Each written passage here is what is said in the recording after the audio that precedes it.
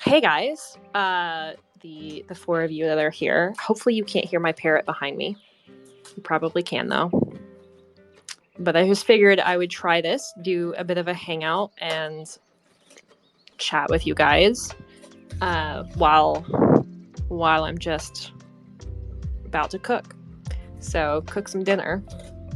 How are you guys doing? Let me see if there's a way for you guys to talk with me. This is weird. I'm sad. Let's see. 6 people listening. But there's no way for you guys to like chat with me on here. You can definitely tweet at me. It needs to allow me to like more easily make you a speaker. Did that work? Invite to speak. There you go. Hello.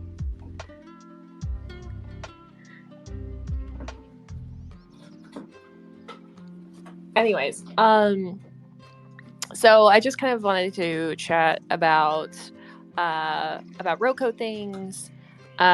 So right now, the team is putting a lot of work into trying to get the Xbox and PlayStation fix in for the voice chat. I know that has been a really bad pain point this week for players. I've seen a lot of it on social. A lot of people have been asking me about it specifically. So I know that it's an incredible pain point, not being able to use that crossplay, the cross chat, that is.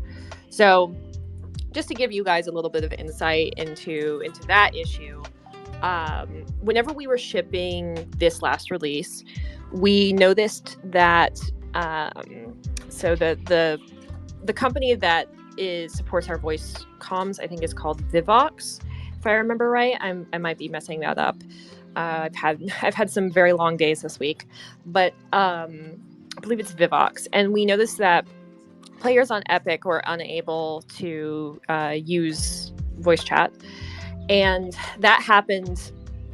We found that the day of release, actually.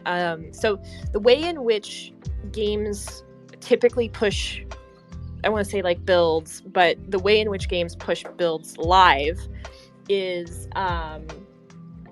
that basically we have a build that we have had on a developer environment, and then the developer environment build gets, of course, like merged and tested several times. And by merged, we mean anything from like art or engineering basically gets pushed into that one build. And then QA is constantly testing it, and we're play testing on it to make sure that things are stable. Sometimes the builds are unstable on those developer environments just because of content that just gets pushed onto those builds. And then once we have everything in place that we want for a build, it's something called lock. And at that point, there's like no more check-ins, is what it's considered in development. And that means that nobody on the team can essentially check in any sort of changes. So that means any sort of balance changes, any sort of new assets, anything like that, any new skins, nothing like that. It's locked. And the reason for that is because we take then, hopefully you cannot hear my parrot, I'm so sorry. But then we take essentially those builds and we start testing them. So QA then has to do things like they have to test like every single new skin. They have to test every single new cosmetic, and testing every single new skin and every single map, etc. So the more variables you have, the more you need to test. And within that time, you're also testing on all of the platforms that you release on. So you're testing on like Steam and Epic, PlayStation 4, PlayStation 5, Xbox Series 1, Xbox Series X, and Switch. And it's a lot. So once you've kind of determined like, yes, the build is stable, we have pretty good confidence in it, that becomes what becomes the PTS build. So that becomes the build that you guys get to play on whenever it's on the public test server. So once public test server is kind of been played, and we have some data around the PTS and like any bugs that people have run into, we generally will move into release. So we will try to get any sort of like any last minute changes, but they have to be light. And the reason for that is any major changes at this point in the development cycle can create a lot of instability. And if you're taking a build from PTS to ship, you don't exactly have the time to go back to creating a developer build and then figuring out from there, going through that process once again, because we work on a cycle of trying to get you guys an update, maybe like say every month, right? So let's say every month. That means that this process of creating assets, getting them into the build and testing everything and testing across multiple platforms, and then also making sure localization, so all other regions can translate it, and any other platform like Sony can test it on their side. That all has to be done in a span of 3 to 4 weeks. It's actually usually much shorter. So it really like depends on which team as well, but it's a pretty compressed process and it's a pretty quick process. So if you find something severe between that PTS build and the what we call a live build, it usually has to wait then until the next major release. So on then release day, what happens is we push a new build into the live environment, and then we test that build before it goes live, see if there's any issues. And sometimes that's why downtime takes longer, is maybe we found something that was not on the PTS build or was not in the development environment. And this is kind of one of those weird things about game development, is that there are times where there are bugs in the live environment that for whatever reason do not exist in a development environment or in a PTS environment. It's very weird. Like software development is kind of wild, because there are just times where you're like, why does this bug exist here but not there? Because everything we can tell says that this is the exact same. So what is like the unusual thing that is causing it to be different on like a live environment versus a development environment? So that's kind of like, that can be some of the backbone issue. That can be some of the backbone issue behind things like, say, the Xbox and the PlayStation issue right now. Is we knew that Epic was not working. The Vivox Epic was not working the day that we were pushing to live. We found that whenever we were in that test cycle of pushing that build up to live, and then testing it, we found it then, and we were like, okay, so it's not on Epic. That should be okay for now. We're going to fix it. But a lot of players on PC still use Discord, so we're going to work on fixing it. Hopefully it doesn't impact players too badly in the time it takes for us to fix it. And then whenever that build went live, that's whenever me on the community side and the social team started seeing your comments about the Xbox and PlayStation. So we've been trying to essentially figure out where exactly that issue is occurring. Is it occurring in an Xbox build? Is it occurring in a PlayStation build? Is it occurring somewhere in a config? Like, it basically becomes, you have essentially like a very, very wide haystack at the start of trying to solve a problem like that. And you basically have to continuously shrink the haystack. So this is, I listen to a lot of true crime podcasts, so like, just bear with me here.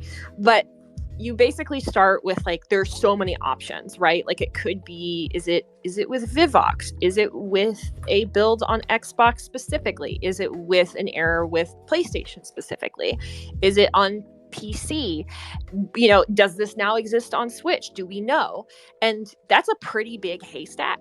So as time goes on, QA basically has to test all these different cases to see if they can shrink that haystack down, so that the engineers can look at it and go, we know for sure, like, definitively, this is the haystack this problem is in, and we now have an idea of how we can tackle this problem.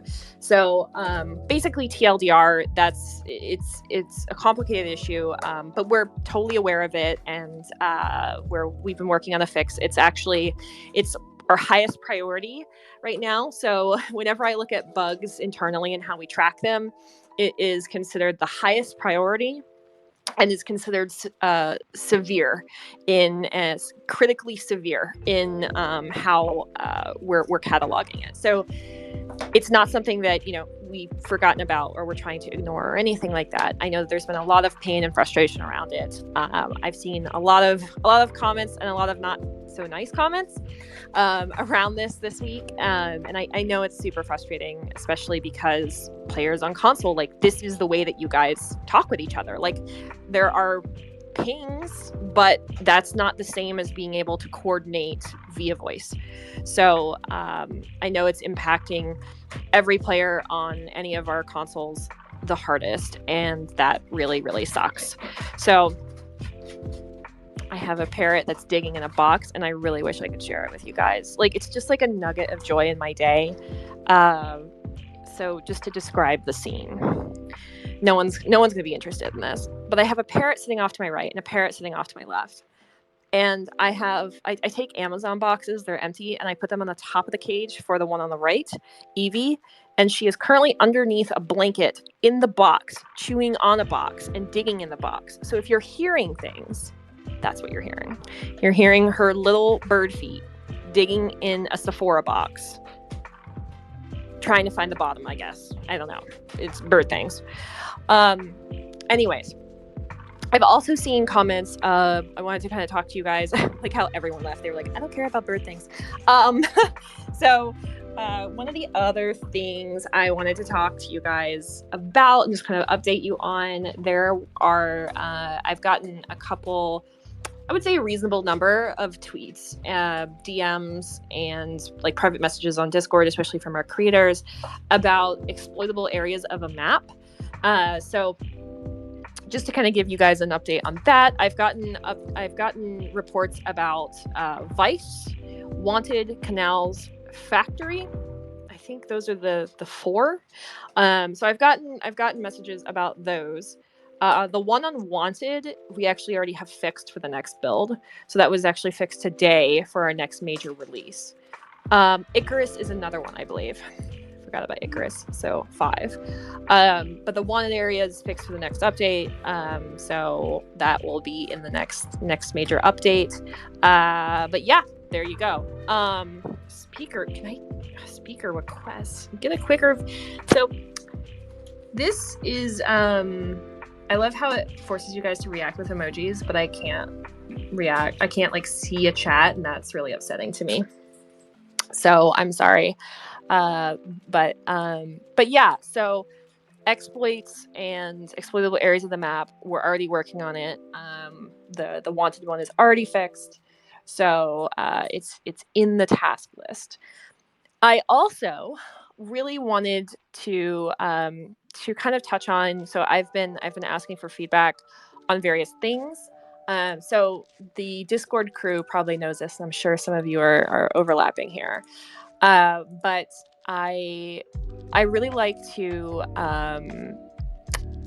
have meetings at least once a week with design whenever it's possible.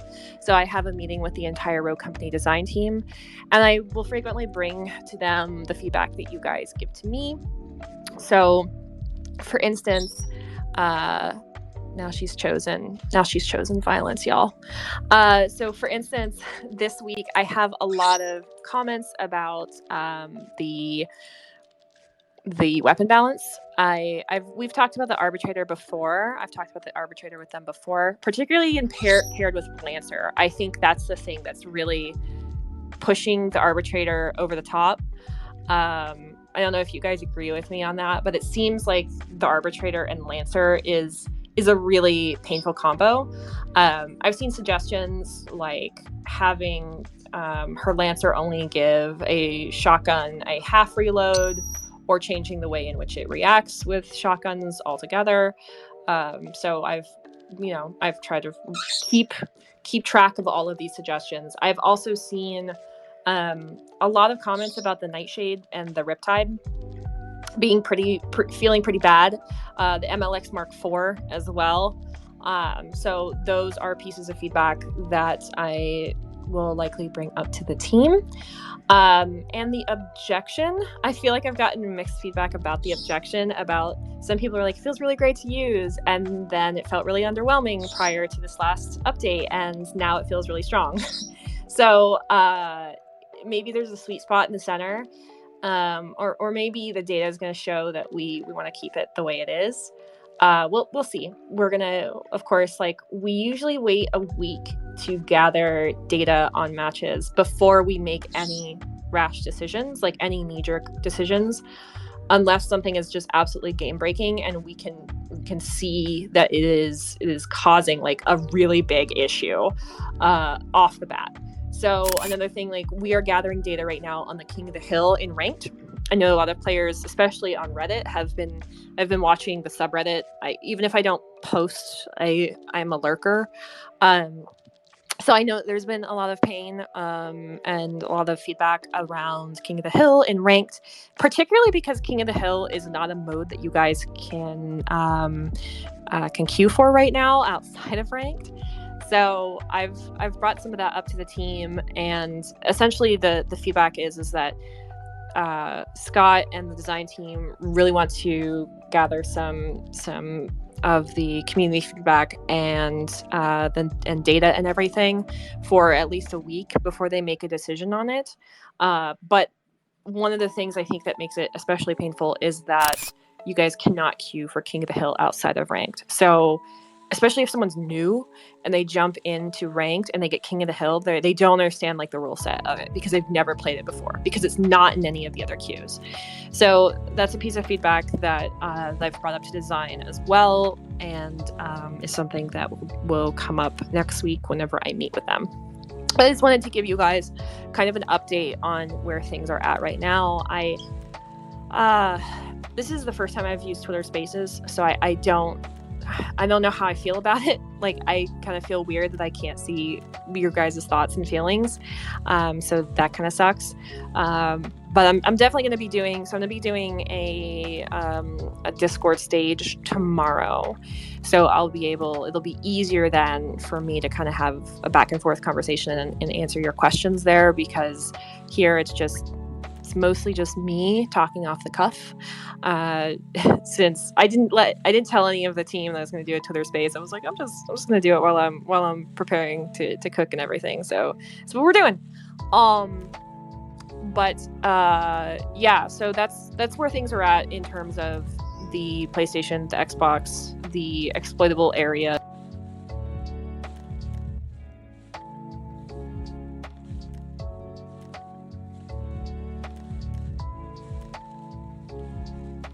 Weapon balance.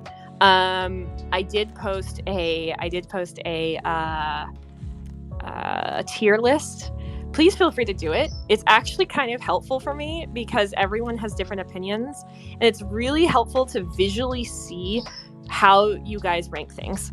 So it might seem silly, but it's actually just really, really visually helpful, because I can look at it and, like, one of the cool things about tier lists is that if, for instance, the objection or the arbitrator are consistently in like the too strong boxes whenever I'm looking at your tier list, I'm like, okay, that's pretty clear. But if I consistently see things like the Mark IV or the Riptide or the Nightshade in the like feels really weak category, then it's a really good indicator for me. I'll probably do this with rogues at some point as well, because admittedly I had this like brain fart about doing this whenever I was watching YouTube. So I would really love to do this for rogues as well. So please feel free to send me your tier lists. They funny enough will make their way into the feedback that I give design. And if anyone is really enterprising and wants to do one for rogues, I'm happy to look at that as well. It's funny that something that I don't want to call it a meme, but just like a trend for trend in the internet is genuinely helpful for having a sense of what you guys perceive to be really, really strong or really, really weak or like just right, whatever. So it's valuable. So yeah, please feel free to do that. I also would love on Twitter to get an idea of, and it's kind of the reason I kicked off the Twitter Spaces, because I really wanted to have a back and forth conversation, but I don't know how good Twitter Spaces is for this. So you can just tweet at me later after Twitter Spaces, and that's fine. But I'm looking for what you guys consider to be the top 5 bugs right now in Rogue Company. Outside of, I think we all have a pretty clear idea that the Xbox, PlayStation, basically the cross-play, the lack of comms is pretty severe. But outside of things like that, what are your top 5 issues that you see all the time in bugs that are really annoying? What are those? What are the things that are also like the top suggestions that you've seen or that you have? I'm interested in those as well. And the reason for that is the team is really interested in those things. So sometime last year in November, right before we started to really kick off Project Saint, I put together a list of like, here are the top bugs and here are the top community suggestions. And I put it together out of the request of one of our gameplay directors for Rogue Company. And I based it off of a lot of the things that you guys mention to me all the time on Twitter, what I see all the time on Reddit, what I see on Twitch streams, what our creators tell us, etc. So I went through all of this, and I went through it with a colleague of mine who works on the social side of things and manages the Rogue Company account. So we went through and really kind of combed it down to things like this is from November, but the someone went missing bug, the sounds except footsteps disappearing whenever the round ended, Sigrid and Lancer missing when players purchase packs on Rogues on PlayStation 4. Unfortunately, just as an update, this is one of those things that has to do with the Sony store. So if you've run into this issue, or you know someone that's run into this issue that has purchased the Sigrid or the Lancer pack on PS4 and then moved to PlayStation 5 or another platform, and you're missing those rogues, just reach out to our support, and they'll make sure that your account has those. They'll essentially hit the magic button and grant those things on your account. They're unfortunately just an issue with the Sony store. Players unable to record clips with sound on Xbox One. I have not forgotten. Seasonal contracts not completing consistently. Wanted's performance on Switch. Aim assist not locking on heads when behind cover. These were all the very top things for this week of November that I was reporting. And then I also reported up things like community suggestions. So weapon mastery, being able to have your weapon wraps on your weapons. Like it used to be prior to weapon mastery. That's in the top. Squad limit being 6 instead of 4. The in-game pop-ups and communication that a player was reported, or a player report was actioned rather. The ability to block players. Prioritizing revive over picking up weapons on interact keys. Customizable crosshair presets per weapon.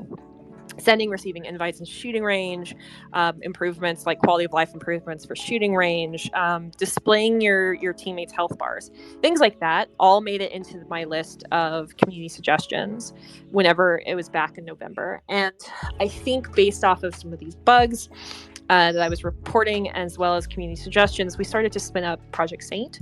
So whenever it comes to Project Saint, the team is still incredibly invested. Like, we have a very clear idea of all these things that we want to do, which we talked a little bit about at HRS, like draft picking for ranked. I think a lot of our ranked players really need some quality of life. I would say the ranked experience in general needs some love. But we also talked about some other things like the human backfill, for instance.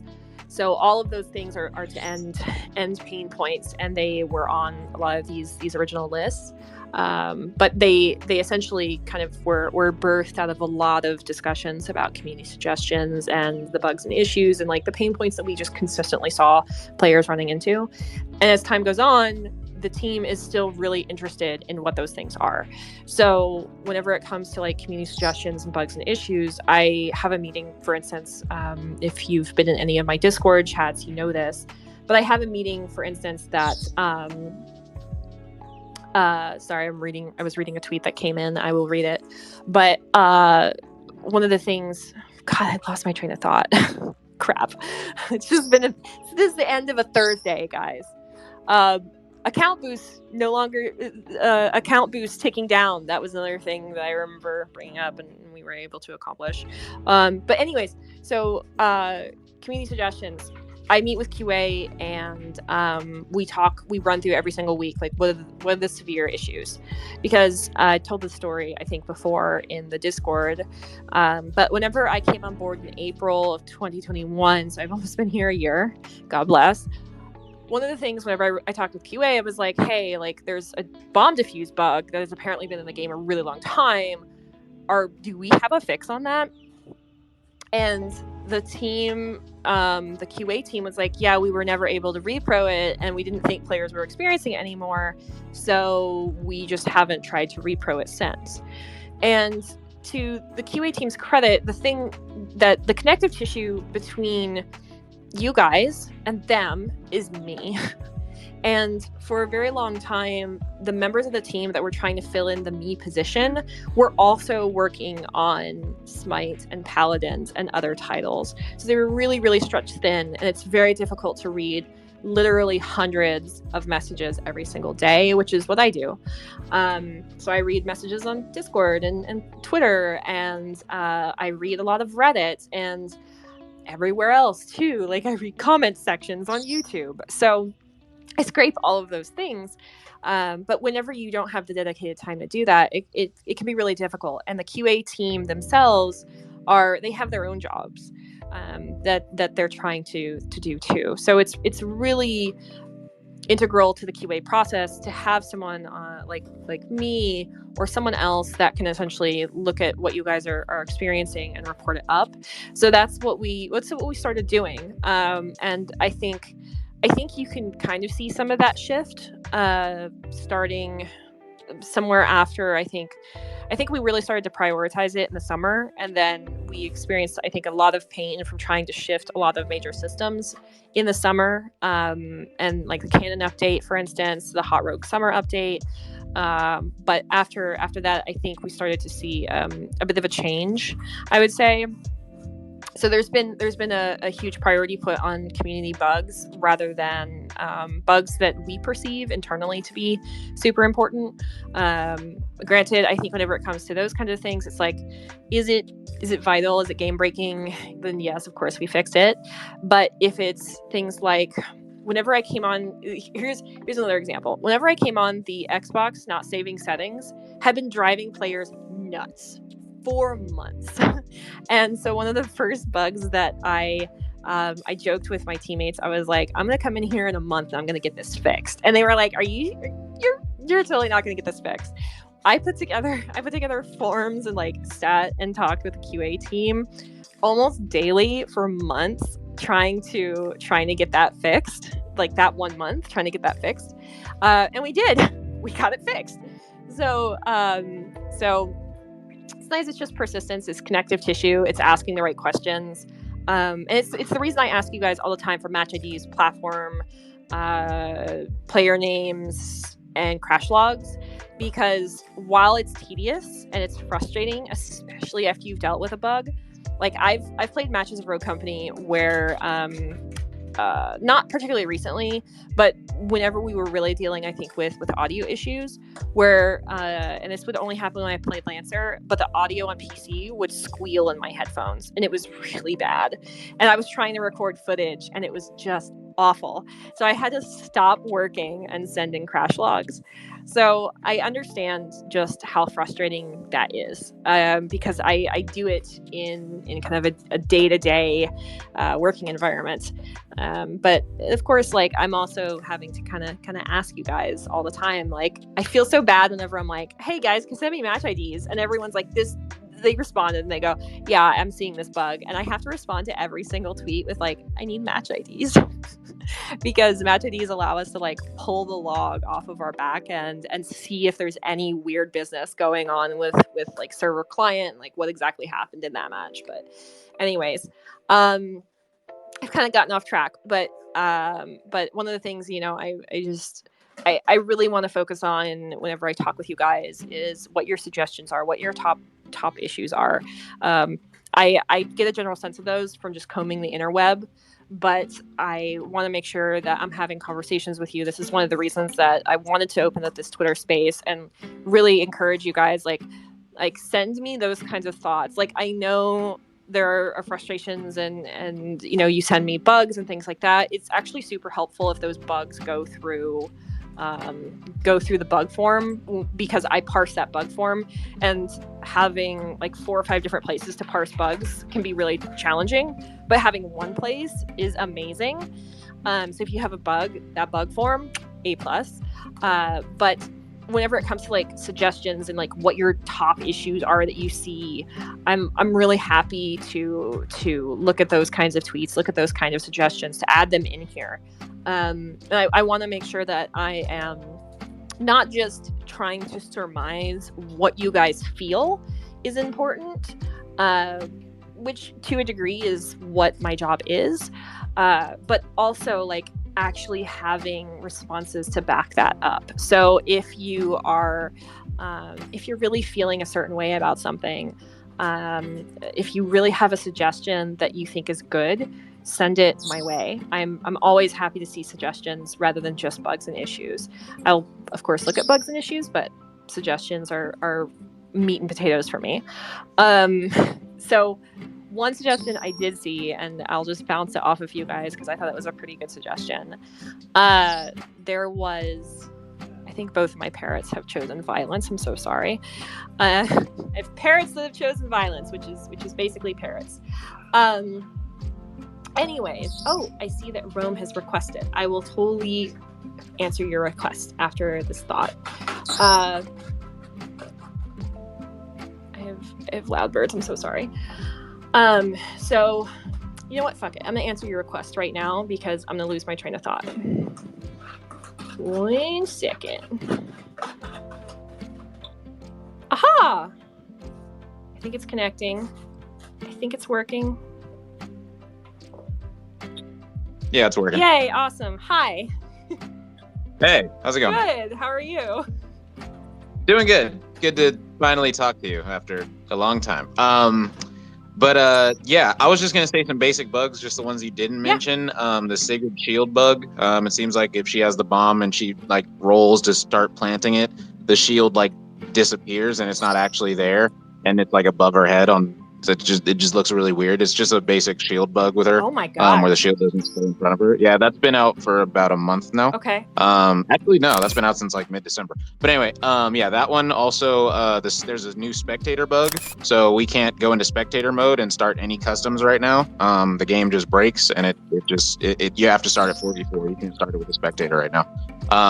The game just crashes, so you can that should be pretty easy to recreate. And then. Also, since Fixer got brought in the game, which was last November, we've been asking, pretty much everyone's been asking the seeing through smoke with utility. So if you throw smoke, you can just hold a Semtex and walk through it and see everyone. We've been asking for that to change for over a year now, and that's never been fixed. Is there any way that can change in the future? Because it's a major thing that we've been asking to get fixed. Yeah, I mean, I don't see a reason why any of those things couldn't be fixed. Obviously, I think the Sigurd thing sounds like it was due to some of the changes on her shield size. Send me details on Twitter of all of these things, and I'm happy to forward them all the way up. The Fixer thing, like, it can be difficult. Like, I know that players will sometimes say things like you just said, right? You've been mentioning it for a while, and other players have been mentioning it for a while, and sometimes it's just really hard for me to keep track of all of those things. They get lost in the noise. So go ahead and send them to me after this, and I'm really happy to forward those along to the team because cool. that's a massive pain in the ass. And that Sigurd one sounds really unfortunate. Yeah, it is, because there's a few players that main Sigurd, and it's just an unfortunate bug with her right now. The other feedback that I would give quickly about King of the Hill, changing the hill timers to 1 minute, that's really quick, and that really only gives teams like one chance to push that hill before they got to pretty much fight for rotations to next. So, it's just really quick hill times now. That's all. I think it got dropped from like 1:30 or from 75 seconds now down to 60. Mm-hmm. So, yeah, it's just really short now. Also, even in competitive, you play more Demolition than King of the Hill. So I feel like it shouldn't be 50-50 when it comes to the ranked playlist. I feel like there should be more demo games that you get than King of the Hill, since most people play ranked to play to play demo more than to play King of the Hill. That would be my opinion. But my biggest suggestion would be just to have a ranked playlist for demo and one for Koth as well, so that people can choose which one they want. But I don't know if you guys are going to do that. So that's just my suggestions real quick. Yeah, so to talk really quick about having basically 2 ranked queues, I think the reason for the decision that the team made, and I don't want to, I'm basically putting words in the team's mouth right now, but one of the things is with any sort of queues, with matchmaking in general. So it basically comes down to matchmaking. So the way that matchmaking kind of works, to give you a really and everyone else kind of explain it like I'm 5 sort of thing that was told to me whenever I first joined the industry, and I think it's kind of a helpful way to look at it, is that matchmaking basically puts people into buckets that are sorted by queues. They're nested by queues. So if you have 4 queues, then you have buckets underneath every single one of those queues that has, say, an invisible matchmaking rating, right? And if you have an 1160 bucket and a 940 bucket and an 860 or whatever, I'm just pulling numbers out of my ass for this one, but basically the longer then you sit in queue, the broader that bucket becomes. So this is why when people are queuing during, I would say, off hours, they feel like their matches are worse, and it's probably because it's broadening. The server's essentially prioritizing getting you in a match over you sitting in queue for 15 minutes. So that's also one of the reasons why whenever it comes to ranked, why there is one queue as opposed to multiple queues, because I think one of the unfortunate frustrations about ranked play, no matter what game you're working on, especially I've worked on League of Legends, and it's funny to me how League of Legends, whenever you think of it, you think of the esports scene. I think a lot of people do. And yet the number of ranked players was tiny. The percentage was very small in comparison to the number of casual players of League of Legends that just picked regular pick. So the challenge with ranked is, if you divide the queue in half, then if people are playing King of the Hill, are they going to get matches? And same with demo, right? If people then are jumping out of the demo queue for ranked, are they going to get quality matches in ranked for demo if there are more people in the King of the Hill ranked queue? So that's generally some of the thinking whenever it comes to dividing queues, is if you continuously if you have 4 buckets and you break it down into 6 buckets, is it going to make worse match quality for players? I think that's one of the really tough decisions with ranked. However, I do understand whenever it comes to ranked, particularly, I have been passing along the feedback of yes, this is a painful experience, because there are so many people, I think, that do come into ranked, as you're saying, to play demo. I think historically demo, I used to joke that demo was the mode where whenever I played just casual demo, I was I'm not sweaty enough to play demo. I'm just not good enough to play demo.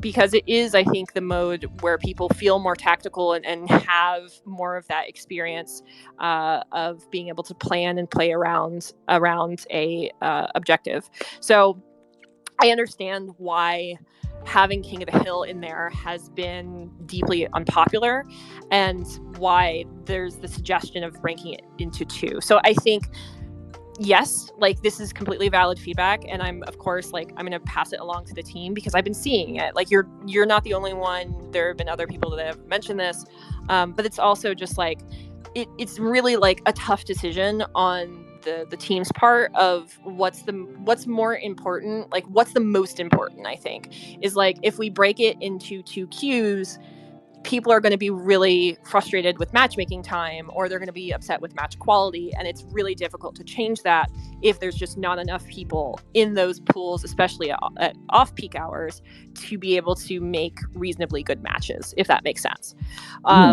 Makes sense. I had just another question, because this is something that a lot of competitive players complain about as well. Is that in ranked you can go into demolition and then you can play a map like High Castle, which is not competitive at all. Like, what can we actually play the 7 maps in ranked that are in competitive for a reason, because they're good competitive maps instead of like, not to say they're not good maps, because obviously every map in Rogue Company is amazing. But you get what I'm saying.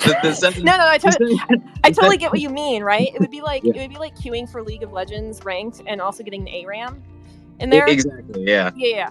I get you. No, I think that's good. Honestly, from my perspective, I get very little feedback about ranked and queues in ranked. I get the feedback of like the reward system and the lackluster rewards, which is something that I think that the whole team wants to work on. It's something that I really want to see improved.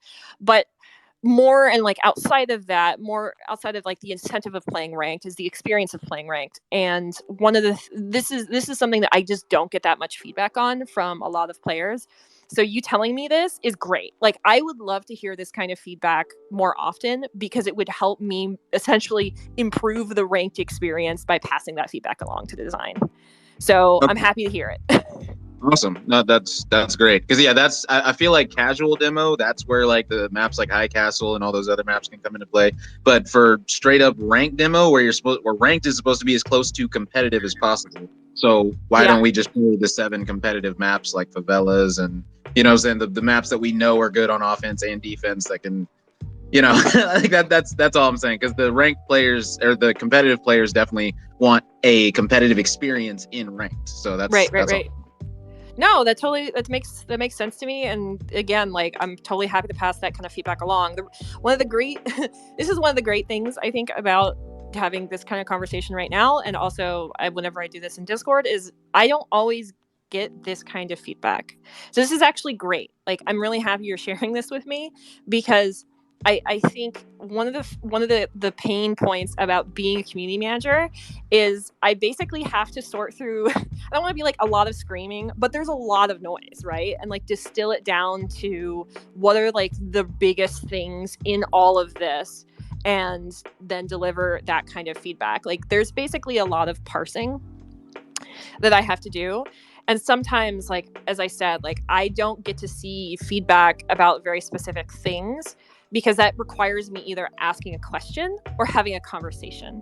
And that's what we're doing right now. So yeah, like, I'm always happy to pass that feedback along. And like anyone else that's listening, like, if you have this kind of feedback too about like very specific aspects or experiences, I know that 240 characters is a pretty harsh fucking cutoff. I experienced this, I understand. But I'm happy to pass that along. So yeah, thank you so much. Yeah, no problem. The last thing that I was just going to say about weapons is just the Sahara is far and away the best assault rifle, with the KA as a close second. So, yeah, just pointing that out there. That's all. Yeah, do you think it's still strong in this release as well? Yes, in this release, it is still strong, still better than the KA. So, yeah. Do you think it was? Go on. I was just gonna say, I'm not sure what the difference is supposed to be between the Sahara and the HRM. Like, if one's supposed to have a faster fire rate or whatever, but the guns seem similar. But the HRM is just way weaker than the Sahara right now. So I know they're similar but different, but they're on 2 different levels right now. Interesting.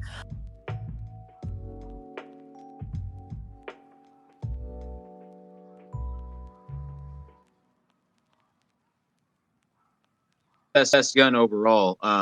I know that in competitive we had originally nerfed or GA'd the KA, and then we un-GA'd it, and everyone still used the Sahara because it was still better. So that just showed how strong the Sahara really was. Yeah, I think it's just a Sahara being strong thing. I don't know if bringing down the fire rate or something. I have no idea what it is. That's on you guys. But yeah, it's still the strongest AR. That's all I gotta say. It's okay. I'm happy to bring feedback to Scott that will make him rest his face in his hands once again. No, fair enough. I know he goes through it. I think the last time we had a meeting, oh God, actually it was probably before Christmas. We had a meeting and I told him, I was like, the arbitrator is still a problem. And he literally just put his face in his hands and said to Pretty Hair, he was just like, what do I do with this gun? Yeah, it's in a tough spot. It's definitely rough. Because that's the thing is in a 3P game, shotguns are always going to be so good up close. Like that's why it's just it. But it's a shotgun, so it's supposed to be good up close. So you can't just nerf it to the ground to where it doesn't win anything. So it's just hard for you guys. So I understand it. But we're just GAing it in comp, and we'll leave it alone. Yeah. I mean, it's just the RB is. I think so. My opinion, and like God, it's funny to me. Like I am such a shotgun player, and Rogue Company is the first game I have not main shotguns in, because whenever I first picked up Roco, I was like, shotguns are absolutely garbage. Like I don't know, they're just trash. And now the Arbitrator is ridiculously strong. And whenever we were doing the update note show and we were tweaking shotguns, I think I was actually the host for that update note show, and I remember thinking, a flanker with a shotgun, this is gonna be obscene. So I've watched a lot of streams lately with the Arbitrator and especially the Objection on Lancer. I was watching Radthar's stream, and he was just absolutely decimating people with the RB and the Objection this release. And guns are strong. It's real strong. Yeah, the Objection's strong, but I mean, with subs, it almost feels like they're taking turns with being the best sub. So I don't really think that the Objection is really that much of a problem. I feel like subs are pretty freaking balanced right now. I'm not gonna lie. Like right now, it feels like it's just a preference when it comes to subs, and that's perfect. So that's my opinion on it. I don't know if anyone else has any opinions on subs, but I feel like they're in a great spot right now. Huh. I will pass it along. I think, I haven't really seen that much feedback on subs being ridiculously powerful. So I think you're probably aligned with everyone else on that thought. Like I haven't really seen that many complaint about SMGs. So you're probably on the right track. Also, hello Tomato. I invited you as a speaker. Oh, hey. I was wondering if y'all can make skins for my Seeker Rogue. It's just that it just kind of makes me sad that mostly y'all make like the same skins for every single Rogue, except for like Trench and Seeker.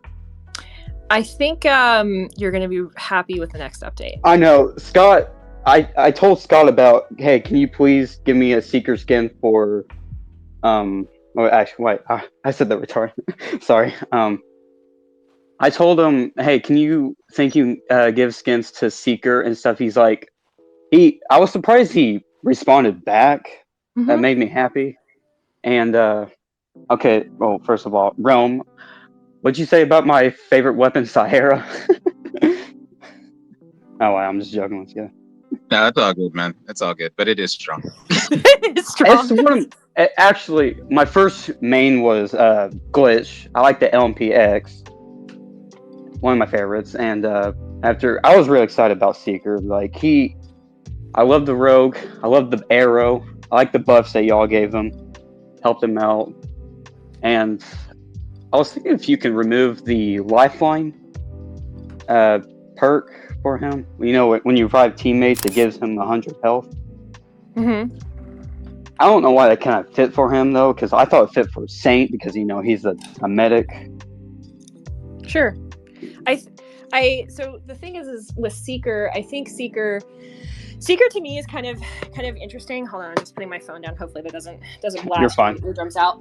I think Seeker is in kind of this interesting spot because he's more niche. Like he's not picked, and I'll get to Trench really, really quickly after this, because he's not quite as popular of a pickup. Like I have a friend that plays nothing but Seeker, but he seems like one of those characters that's like a ride or die for a lot of people. Like they don't like anything else than Seeker.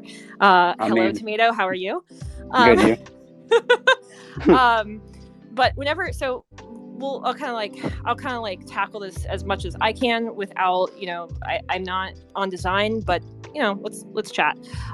So Seeker and skins.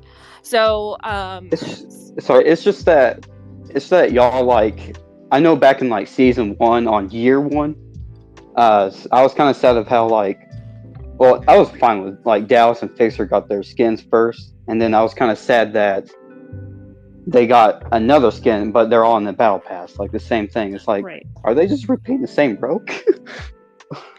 I think so. The thing is with Seeker, like Seeker is getting some love this year And Trench is actually as well. So Trench is, I don't want to spoil Scott's thunder on this. It's fine. I'm not a Trench main, so. But I know that there are people that like Trench, for instance. I almost feel like it's a meme on Reddit at this point about him getting a skin. And it's something. To be honest, sorry I interrupted, but no, it's fine. I think there's legitimacy in that, right? And I think whenever it comes to Trench or Seeker, they're rogues that are perceived to not be as popular, and then whenever they don't get love and they don't get skins, it kind of feels terrible, right? I think this year we're going to be trying to touch on the rogues that are maybe not as popular as, say, Ronin. Like, Ronin is super popular because she's a free rogue. Yeah. Like, that's the reality, is a lot of people that don't purchase rogues pick Ronin, especially new players, because she's appealing and she has an AR, which a lot of people are familiar with what a assault rifle feels like. And I think she's just like, she's an easy kit to pick up. So a lot of people, I think, fall into liking her. Something like a rogue like Seeker, I will be honest, I suck ass with getting that arrow off and revealing anyone. It's really hard to get a kill with the bow, but if you start playing with him more, you get used to him, though.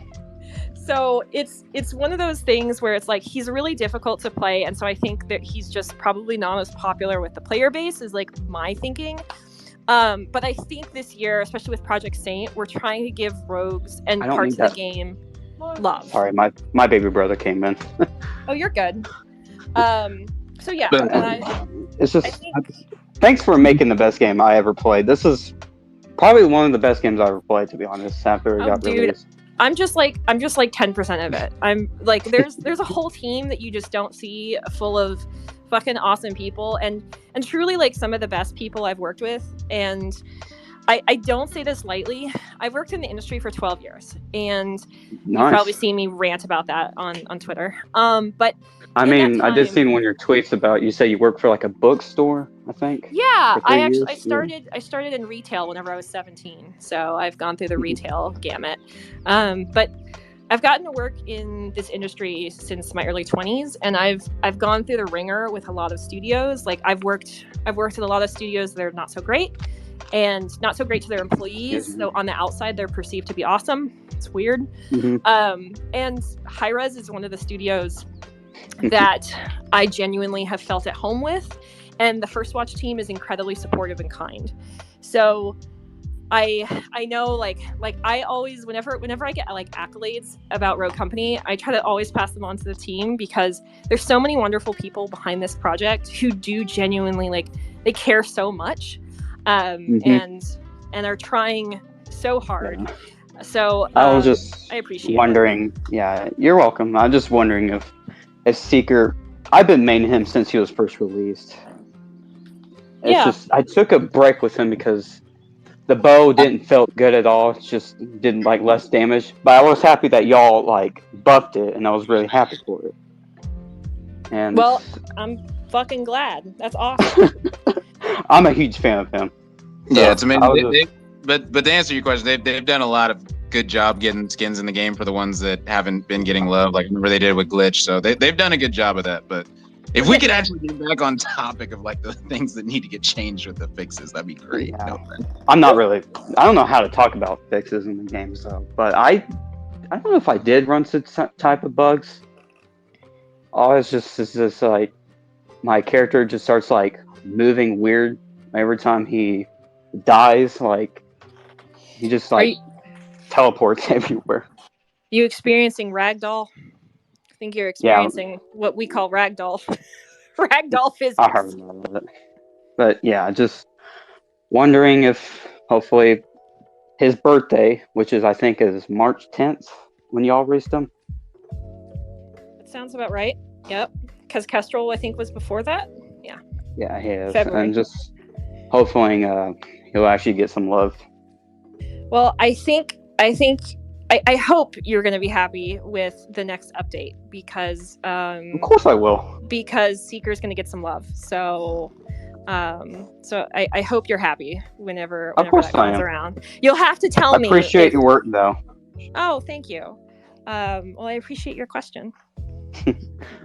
Of course, I see my friends here. Woo, Brad, and all of them. Anyways, I'm gonna Thank you. promote a couple other people as speaker. Blue, you are a speaker. Hello. Hello. What is your question? First off, thank you for everything, and also thank you for allowing us to have this platform.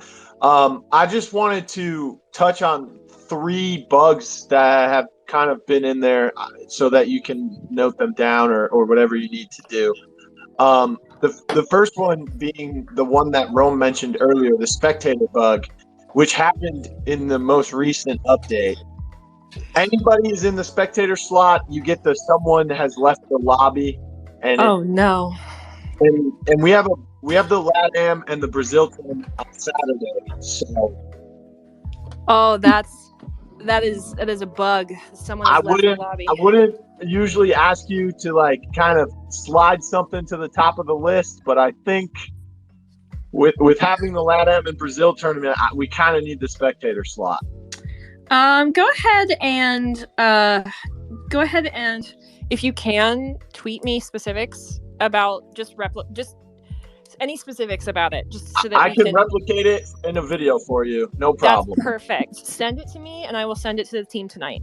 Okay, thank you. The next one is, which has been something that I know it's difficult, because I've been through this whole situation dozens of times.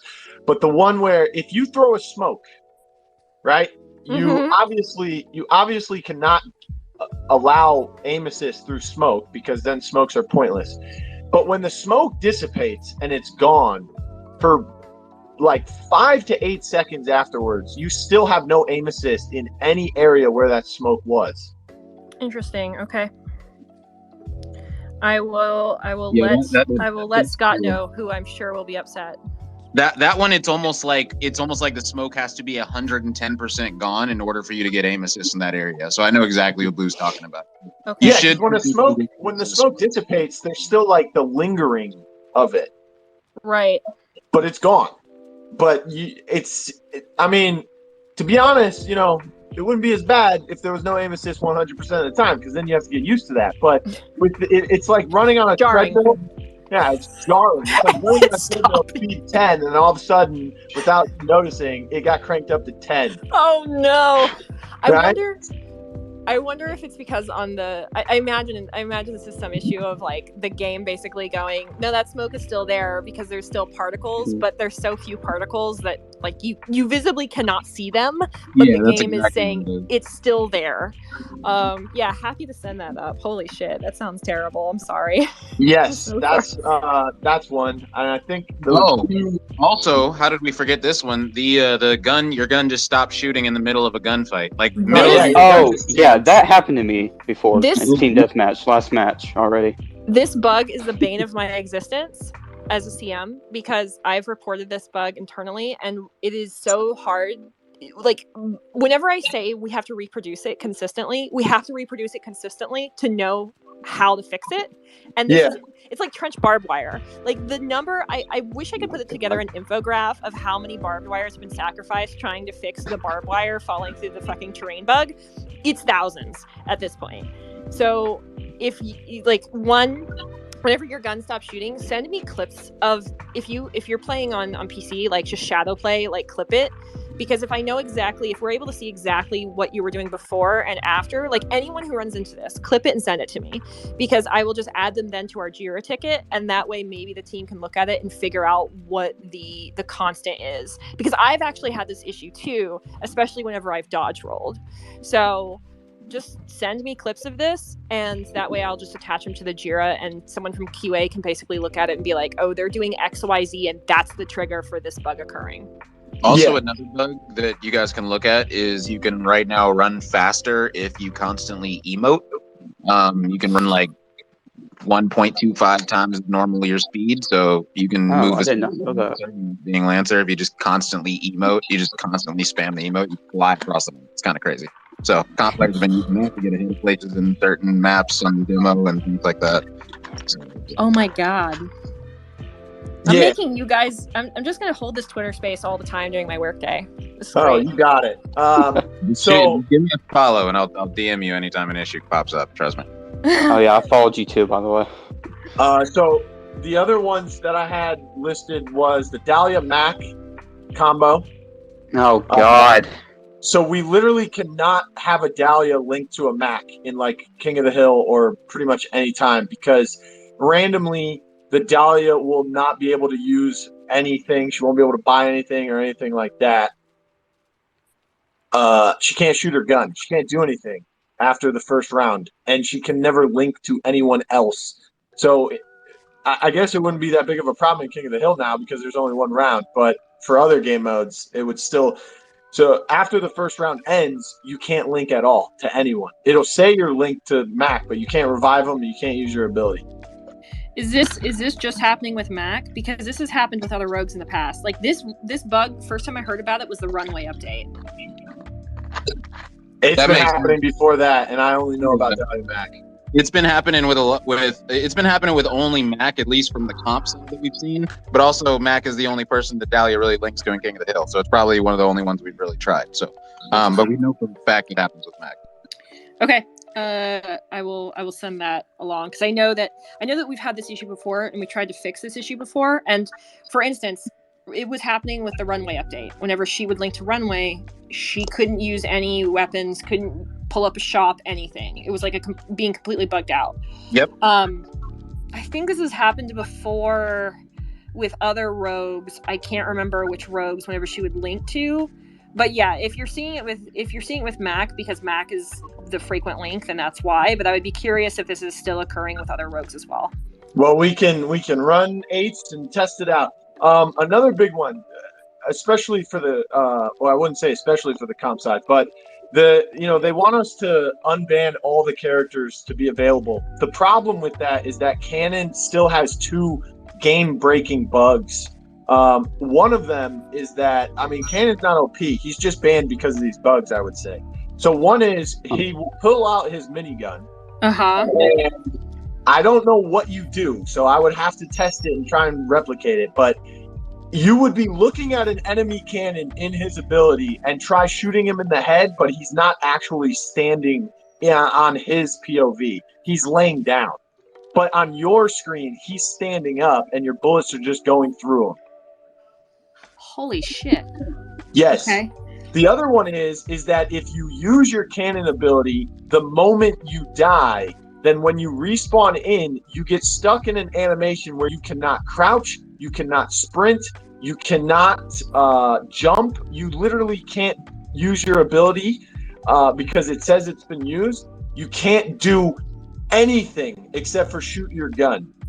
And the only way to get rid of that is not by dying, it's by waiting for your ult to recharge and use it again. So to just run through both of these really quick.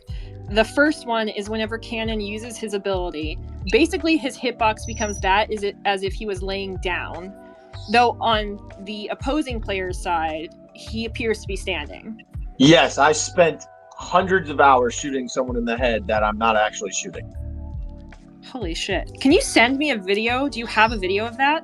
I think I have a clip of it, yes. Send it to me. If not, I'll just play Cannon all night. Oh, Also, Jesus Christ. Also, Kristen, we have a group DM with Scott and like a bunch of other top players or whatever.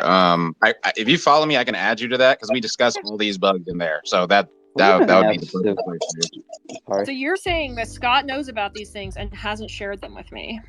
I'm not saying he hasn't shared them because he said that he's passed them along. We're just saying that they haven't been fixed yet. So we know that you're the main person working on it, and Scott is busy because we understand that Scott is, he's living life right now, so we understand, but we would just like them moved along quicker. But if you were in that group, trust me, all these bugs would have been fixed, I promise. So if you follow me, I'll add you to that group, and we'll be good to go. Because Pretty Hair's in there, Scott's in there, we're all in there, so yeah. Happy to do that. Now I'm just insulted that Scott never shared this with me. Radthar's in there too, actually. So Radthar's in the group too. I'm really insulted that Radthar never shared this with me. Well, we'll add you to the group. You'll learn everything. You'll be good to go. Great! I can't wait to add more to this bug list. I've literally been sitting at a desk in my bedroom writing things down on a card. So Yeah, this is we've great. written these things down many times. Working hard developer. At least you're working hard. We know that. Yeah. But I appreciate your work though. Oh my god. Yeah, I'm literally sitting at my vanity. Like that's where I'm sitting. There's makeup all around me and I have cards and a pen and I'm just scribbling down notes. Well, at Speaking of least Alright. we know they're getting worked on officially. So that's the good news. So I'm always happy to help. Always happy to help. Mikey, I invited you to speak. First of all, I like how y'all just actually listen to the community than other game companies, though. Dude, I try. I mean, You're fine. the thing is like I've worked on like absolute trash fires of games, and so I know, and I've also played like absolute trash fires of games, so there's that too. And What? I play, and like I try never to forget what it was like to be on the opposite side of the seat that I'm in right now. So I mean I shared this a while back, but I actually kind of got my start in the industry because I started compiling bug lists because I was frustrated. So I guess working on Rogue Company was in my DNA. But I basically got my start doing things like that, and because I was just so frustrated with, I felt like developers never responded to me, and I felt like developers never talked about the things that were wrong. And we have so many tools now to communicate to players. Like back then, it was just like VB form posts. So I mean, it was more limited, but I try to never forget what it was like being on that other side of like basically flailing into the darkness and knowing, and like never knowing if anyone heard my cries. Well, here's another one you can write down before it loses my train of thought. So I know that you guys say stims are supposed to take you up to 60 HP. They've been taking you to 100 since they came out. That's why we've been saying they're OP. You guys have been saying they only take you to 60 health. No, they literally send you from 1 HP all the way back up to 100. It doesn't stop. Like, it doesn't stop going up. So I don't know. I don't understand you guys want it to stop at 60 health, but it doesn't. It's been going up to 100 ever since. Y'all just I'm not a Dallas main or a Kestrel main. So. Yeah, well, everyone in Comp King of the Hill is, because guess what? You get shot up, you hit the stem, you're back 100 HP, and you immediately reach out. It's the reason the stem characters. I play team deathmatch more. I'm not a fan of. I'm not a fan of King of. I can't even speak. King of the Hill. I guess I'm more speaking for the competitive side, but yeah, I understand. Makes me mad because people just like to camp at every single site. I don't even know, like, where are you? I can't see you. Even Glimpse, she's gonna be annoying too. So I just decided to play team deathmatch, which I find it fun. So I actually have a question for you guys. Do you guys use Discord at all? Because I would be happy to just have an open channel. Always. Yeah, I'm on Discord 24/7. Because I would be happy to, on days whenever I just don't have quite as much to do. Also, I see one of our previous interns is in this chat. Hello, Sean.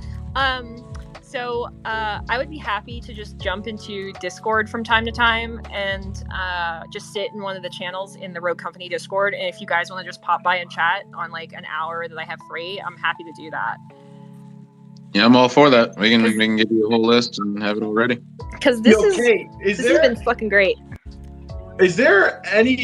Do you know what the Smite Olympian thing is, or the Paladins AOC? I know what it is. I'm familiar with I'm familiar with the Smite Olympians program. Yeah, we've talked about it for Rogue Company, but the problem is largely my bandwidth because I am the 1CM for Roco. So Smite currently has essentially 3 people working on the community side. Yeah. I was one of the Paladins AOCs. Gotcha. Okay. Well, I was the first one. Hello. I've why played Paladins and I'm trash. Carry me. I deleted that game. No. We're here for Rogue Company now. You're supposed to carry me. You were the chosen one. But no, that's why I was asking, because I was wondering if that was going to be a thing in the future, but. Yeah, it's only one CM. I understand. We've talked about it. It's just my personal bandwidth is really tight because like it's just there's a lot of day-to-day things and special nugget I suppose for the people here. We're also trying to kick off a bit of like a video podcast kind of thing for Rogue Company, so that we can really deep dive into topics like matchmaking. Like matchmaking is the very first topic I want to deep dive on, and actually get someone from the platform team who's building the system to be able to explain it and actually have a conversation with creators that will be on there to ask them questions about like what they feel the system is, and then have this kind of like learning discussion back and forth between us and the players. Because here's also my philosophy on this is a lot of times I think as a developer we do a lot of talking at players, but not necessarily a lot of talking with players. And one of the things I want to change is talking at versus talking with. Like this is, I think, a very good conversation back and forth. Like I've enjoyed having, you guys talk. I would love to stop into Discord and do this more. And I think that's really important to actually having a good, healthy game community and having people that are generally informed about what you're doing. But I also think it's important for tackling misconceptions inside of games and games development. It's one of the reasons I'm probably more transparent than frankly a lot of CMs are, because one, as a CM, you can get in a lot of trouble depending on your transparency, and two, I think a lot of times, and this is just like a communications thing, there's a lot of times people hold like a perception of what a thing is, and then another person holds a different perception about what that thing is. So whenever you're talking about that thing without first addressing the perception, sometimes I think the communication can either be received wrong or like in a way that insults someone, or I think it can essentially kind of like go in one ear and out the other. And this is just like a fundamental thing with communication in general, not necessarily like games, community, anything like that. Like it can be just interpersonal relationships with friends. It's understanding the foundation you're at. Pardon? It can be about the way you're saying it, because constructive criticism is a real thing, and people like you can recognize constructive criticism, and we have a tendency to ignore the ones that are like, hey, this game sucks, why do I still not get this? Like, I'm not going to listen to that bug because you started off with this game sucks. That's negative. You know what I'm saying? Like, I'm going to listen to positive. Yeah, I totally understand what you're saying. Yeah, this has been a good conversation, sure. Yeah, so like I'm about breaking down those barriers and first like being forthright and being like, here's how I view those things. How do you view this thing? Because I think the way like devs especially, I think we get one, jaded, but two, I think we can get very like, we're used to dev speak. So it's like, well, matchmaking clearly works this way. So I don't understand why people don't understand that it works this way. And players, I think, will develop kind of an idea of how matchmaking should work and therefore have an idea of how it does work. And the harsh realities of matchmaking is that sometimes it's a lot trickier than what players even could expect. And so you might be able to say, this is how matchmaking works. But that knowledge is like being applied to a false idea of how matchmaking even functions in the first place. So one of the things that I really want to break down is breaking like asking people why and like what. And what do you think whenever you think of matchmaking, or what do you think whenever you think of fucking whatever it is, like game breaking bugs, I think are thought of differently by devs versus players. So I really want to like have conversations where I just ask, what do you think this is? And then with devs, then be able to explain how we think of things so that it's easier for us to communicate. Yes, I understand basically how you see this. This is how we see it. And this is why we're doing the thing we're doing. Because I think that breaks down a lot of communication barriers that otherwise exist. So, having these kind of like conversations on Spaces, having Discord conversations, that's one of the goals for the podcast. I just want to do more of that because I think that's really important for longevity, and I think it's important for you guys. Like, I'm not here to treat you like a dumb audience. Like, I think a lot of comms people do is just treat people like idiots, and you're not idiots. I don't want to treat you that way. So I'm here to have those real conversations and try to be as transparent as I possibly can without breaking my NDA, being sued and being fired, and just being like forthright and treating you like the intelligent people you are. So basically TLDR, I've really enjoyed talking with you guys. There's 2 more people that have requested to talk. I'm going to take you guys up on your request, and I will have to make food at some point. I'm going to add you both as speakers. Hello, C. Wait, sorry to interrupt. Before they start, can I ask you, so that podcast thing, the first subject you're going to do is matchmaking? Ideally. Can I give you a better one? I mean, you can, but I'm pretty set on matchmaking. Go on. How about reporting players? Because when there's someone who cheats and people report them, they don't really know how the back end of that system works. Yeah. So they feel like, okay, I typed in the box that they're cheating. I clicked cheating. Me and all my friends did it. Why is this cheater not banned? Right? I mean, it's fair. And then there's someone who has a name that has vulgar language in it. They're not cheating, but they get banned instantly. And they don't really understand how that system, whether it's automated or an actual QA person, looks at it. So I can actually give you a little bit of insight into that because I work with a team that does that. So first podcast, I think it's a good idea. I don't think we'll be able to talk about it for necessarily an hour.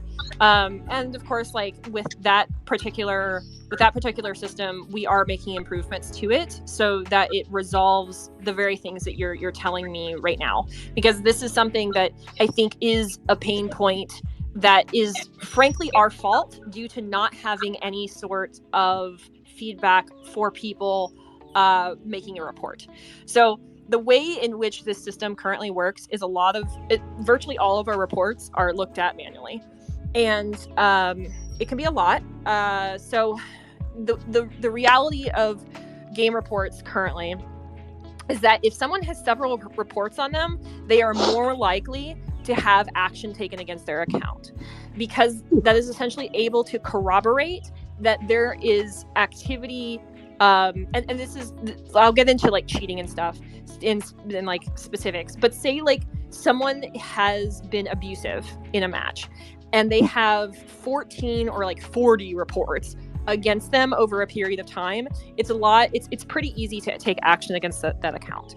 Whenever I receive reports myself, I pass them along to the team that handles this. And what we end up doing, the reports don't go into a vacuum. So what ends up happening is whenever we look at that account, we're able then to see if other players have reported them besides the main reporter, the original reporter.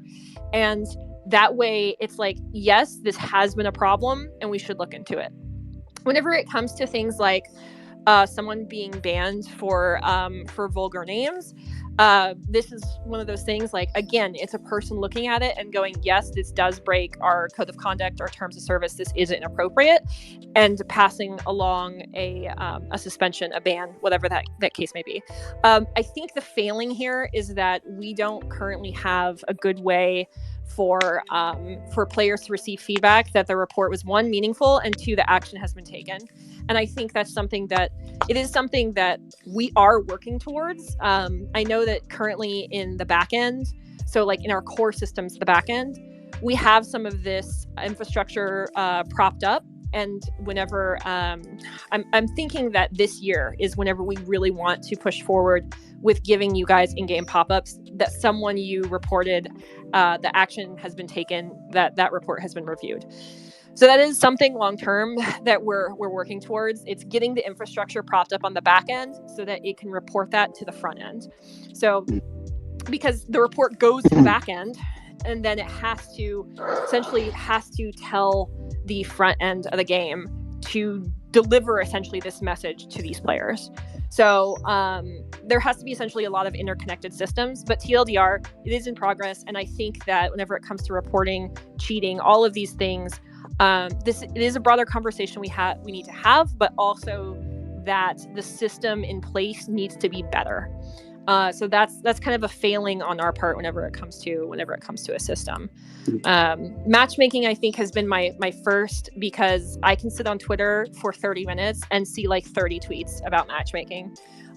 Fix your matchmaking. Matchmaking's broken. I got these dumb people in my game. Why do I get 30 downs and the other team member I gets 10? It's something I see all the time, and I think is a really painful point for a lot of players. So it's something I really want to address, and frankly, I'm curious about too. So I know that we're using the open source for Google Matcher, and I don't know about you guys, but I don't know a lot about Kubernetes. And so whenever I open up I know that some of you probably actually do know about Kubernetes more than me, but whenever I opened up the Open Matcher blog and that's the first thing I see, I'm like, oh no, I don't understand a lot of this. So I think it'll be an interesting dialogue. I think it'll be an interesting learning for all of us because I want to know more about it because it allows me to better communicate with you guys how everything works too. So yeah, don't worry. There's going to be more, I hope. Fingers crossed. Like if people listen, if people watch, if people find it valuable, we will do more. So I essentially kicked this off earlier this year and have been this week. Actually, like one of the reasons I've been so exhausted is because I've had 10 hours of meetings this week, almost exclusively about this podcast, because it's been like pitching the proposal, going to the live production team and being like, can you cut this? Figuring out who I need to go to about an audio variety so that if you can't watch it on Twitch or YouTube, or if you're like commuting, you can listen to it, right? Et cetera, et cetera, et cetera. So there will be more. I do have a lot of ideas, and I don't want it to just be fluff, though I want to use it also to highlight cosplayers and creators and plays of the week that you guys send to us, because holy shit, sometimes you guys send us amazing shit, and I'm just like, fucking that's another thing. Like, no offense to the person running the Rogue Company socials, but like, can we actually get some clips of some nasty plays, like, to be promoted on there? Because like, I feel like there's so many crazy plays that y'all just don't care about that go on, like, and y'all don't post any of them. Like, and it's like in Rome, I'm under NDA for this. Just be patient. I mean, either way, all I'm saying is that there should be some better clips and things like that being shown. There will be a platform for it. All I'll say to that is my threshold of being impressed then is much lower than yours. Okay, because if you look at that clip that Rogue Company posted, that last clip, look at the people that he is shooting at. They are not shooting back. That could have been 5 bots for all I knew. Like that was come on, like let's get some life drain clips where people are actually, shooting back or something, something crazy. I want to see some people going into war. Yeah, I'm gonna nominate you as the clip parser. You're I will give you a clip every day to tweet out as a clip of the day. You could do a clip of the day. I will send you the clip every morning, 6 a.m. on the dot if you want. You should look at my. Sorry, you can go first, C. All right, thank you. I have one question about the gun jamming. I think you was talking about it earlier. I threw a molly and I was shooting. Then I rolled. Then I got back up and shot again. It shot for a little bit. Then it just stopped. Then I switched back to my pistol and it started shooting again. I feel like the problem is I threw something and I rolled and just messed up after that. Okay. Do you think it's is it the sequence of throwing and then rolling, you think? Because I've had it happen whenever I've rolled. I don't know if I've thrown something before, but it's possible. Yeah, I think it's the rolling because it happened to me multiple times today. Okay. Yes, whenever that happens, yeah, as I said, like just send me the clips. I'll attach them to the Jira because I've had this happen before too, and dumbass me, like I just didn't have shadow play at the time. So please don't call yourself that. Totally down. I didn't have it on either. Yeah, it's the worst whenever you're just like, oh, that was a cool play, or that was a funny moment, or whatever the hell, and you just don't have the clip, or you just don't think in the moment, like, oh, I should clip this. Nope. You're right. You don't have it on. I've noticed I fixed a few bugs as well. I think it was when you'll throw a util or something, and it used to disappear. I don't get that no more. That's good. I always like whenever I hear that things are fixed. Trench's barbed wire still disappears. That still disappears? Oh yeah, barbed wire. Not fixed. I mean, I wouldn't know because I haven't touched Trench. It's been like a year now. I ain't gonna lie. What's up with those barbs? Like, I noticed they go under. So here's Listen, the dude, thing I've gotten used to the barbs.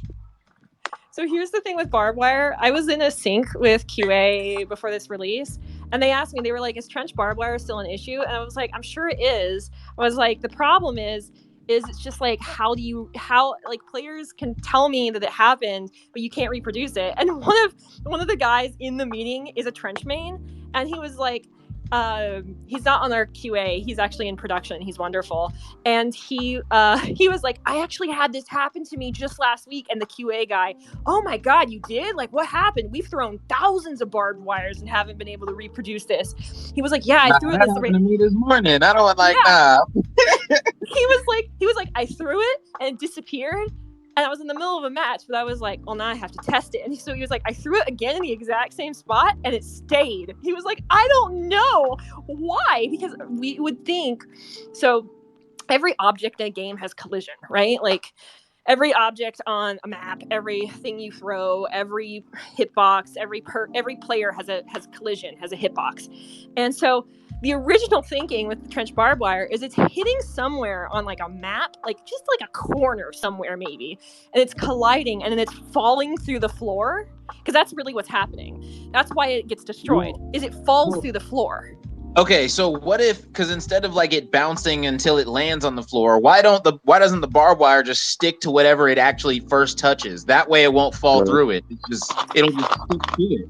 That way, if you aim it at a wall, bam! Guess what? It's a barbed wire on a wall. Don't walk next to it. Like, you know what I'm saying? Like, I don't know. That way, you don't have to worry about it falling through the floor. Because I don't. And maybe it has something to do with something with rolling, like throwing the barb and immediately rolling after before it lands. Something crazy. Because I remember the Saint drone used to not work if you rolled it after shooting the Saint drone. So maybe barbed wire is the same. I don't know. But either way, I think maybe just auto stick barbed wire could be a cool little fix to it. So yeah. Yo, I'm gonna be honest. I think it might be colliding with, like, you know how the smoke particles are still there, so the game might register that the smoke is still there. If like it's round 3 and you throw barb where like a smoke was in round 1, it might be colliding with that. All right, you guys are my QA testers. Let's make this a thing. Also, I mean, yeah, just I'm sorry. Yeah, the trench barbed wire bug for me, it usually happens at the window on the factory map. Like I get that bug a lot there. It's a specific spot for me. I mean, it happened to me when I went A this morning on Meltdown demo when we were playing 8s. Like, I went to A, threw my barbed wire on the left and on the right. The one on the right disappeared. I'm like, all right, I guess we just don't know. Like, it is what it is. Like, wait. If I try to replicate this, Jesper, you throw it in the window or on the floor next to the window? Yeah, just in the general area there. On cylinder, right? Dang. We could go test it out, Google. Yeah, He does. I think so. I might as well do that too. Might as well go test it out. Yeah, Mike in class, because we need to. Wait, hold on a minute. What map was it? If you guys solve this, you're the fucking heroes of the year. Invite me right now. I think Also, it's factory. I'm PlayStation, so yeah. Rome, you can probably answer this. If you lower your settings to specific low settings, can you still see shadows? Oh yeah. By the way, okay. Listen, this is a problem.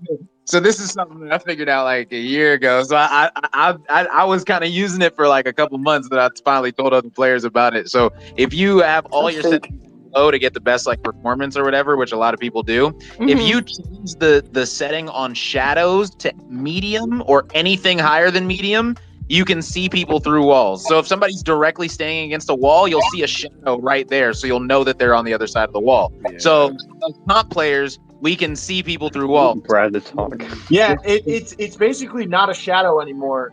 Like a shadow would be like on the floor or something. Yeah, because of light. Literally a silhouette. The wall is visibly darker and it's an outline of a human. So you can tell the person's right there. When they move left to right, you're just watching them move left to right. So you can literally see through a wall if you have on medium shadows or high. So are you solving my cheater issue?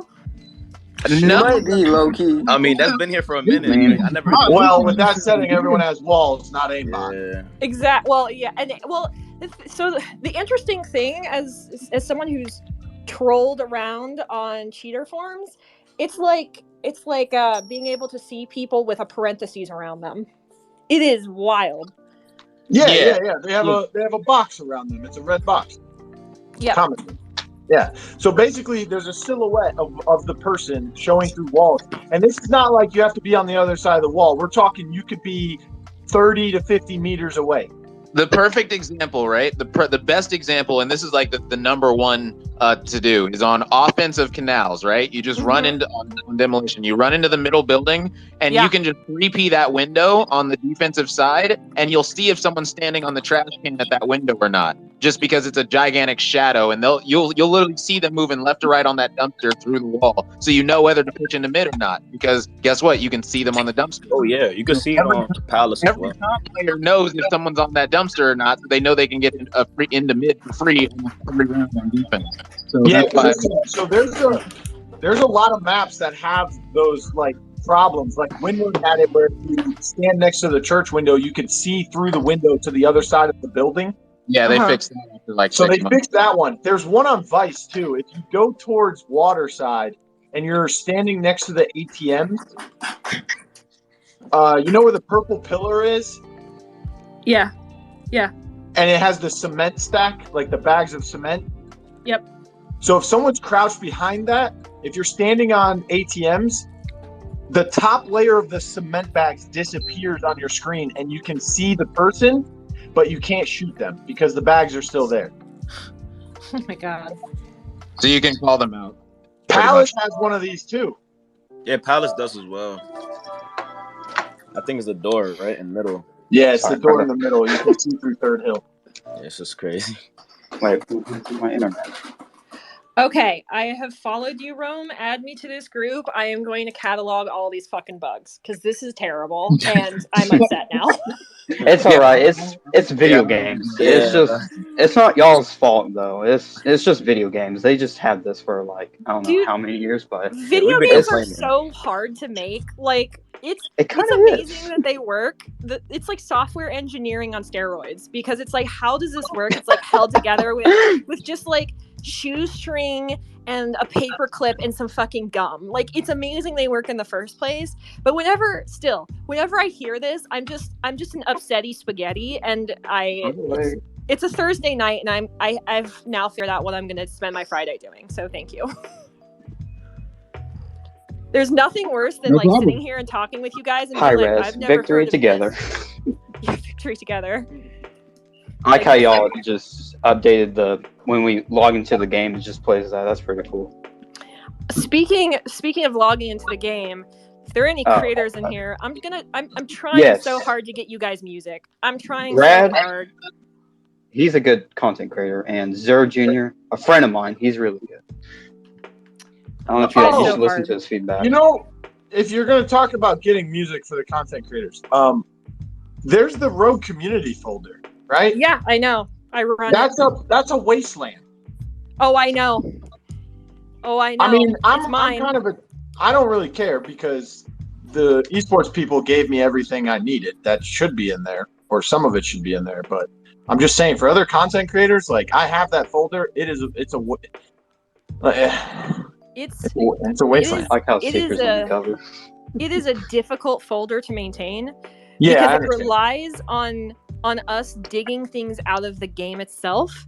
And by us, I mean our producer, and our poor producer that's constantly underwater. So her name is Marissa. You probably saw her during the HRS presentation.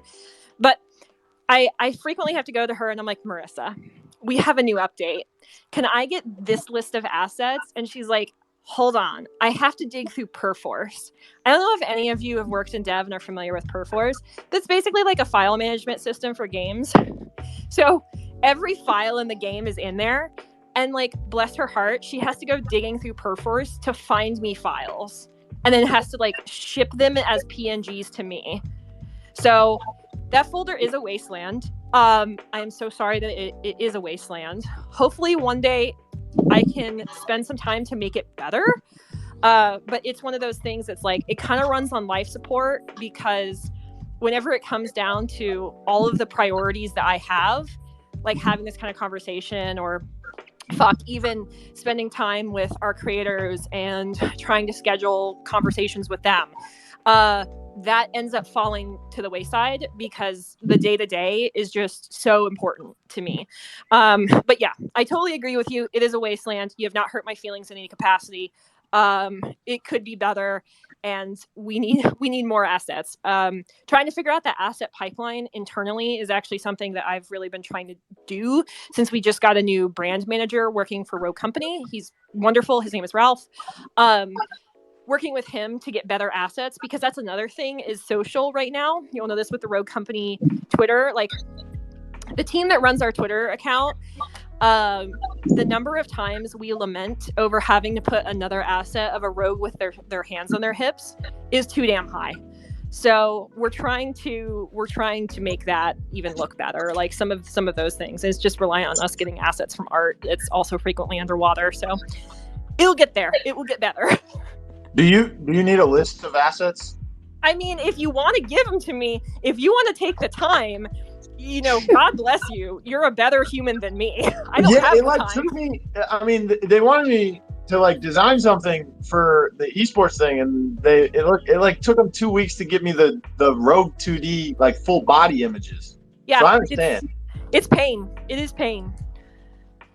It is pain. Yeah, if you want to take the time, I am here to listen. I am always here to listen. As I said before, I lurk and may not always respond immediately because I'm usually drowning in messages, but I will. Anytime a player's like, hey, I need these things, I'm like, yeah, I can totally go to the right person and figure out where those things are and then update accordingly. So, I mean, awesome. Cool. I just added you to the group chat along with Blue.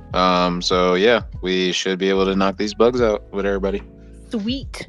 You guys, I need to go eat. It's like 8:20, and I actually didn't cook at all because I've been sitting here at my vanity writing bugs down.